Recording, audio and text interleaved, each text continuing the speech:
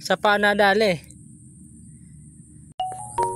So what's up mga par, for today's videos gagawa tayo ng bitag para sa tikling. At kung nakikita nyo yan dyan sa masukal na yan, dyan tayo gagawa kasi dyan ako madalas makakita ng tikling. At ito lang yung gagawin natin tong bitag. Yan po tayo gagawa. Ano pa hinahantay natin? Let's go!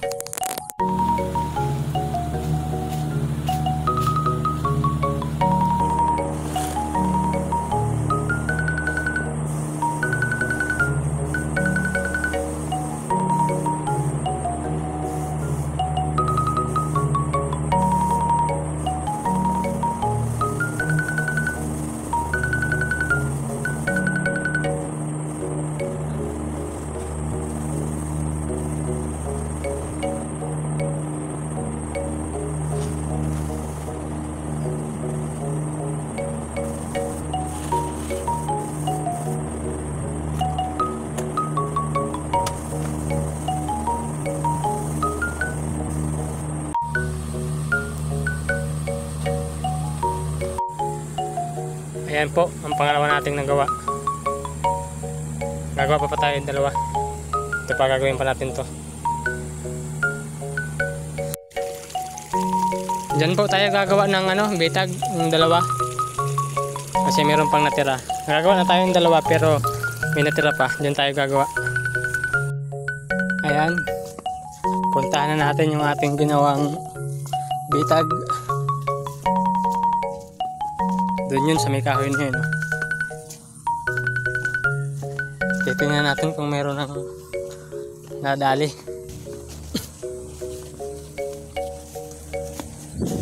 Kung wala, wala, diba? Dito yun parang may pumunta rito.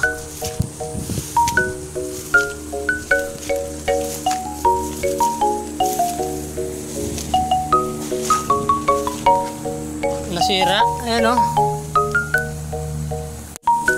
dito wala rin.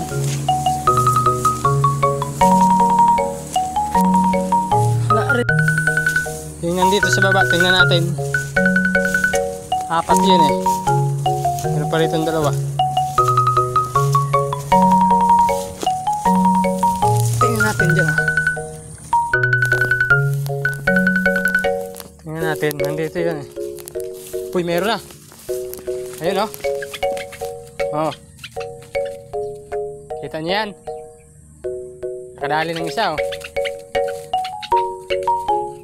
Pero pabalikan natin yan. Meron pa rito.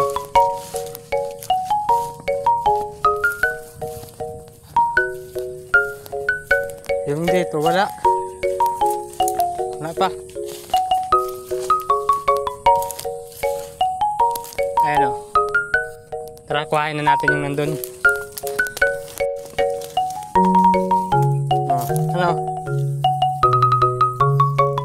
Sa panadali. Panliig yan pero sa panadali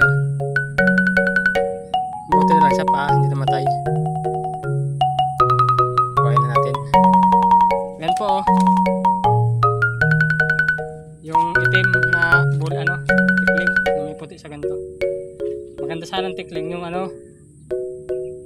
yung bulik kasi malaki yung katawan nun. Hindi katulad nito. Ayan.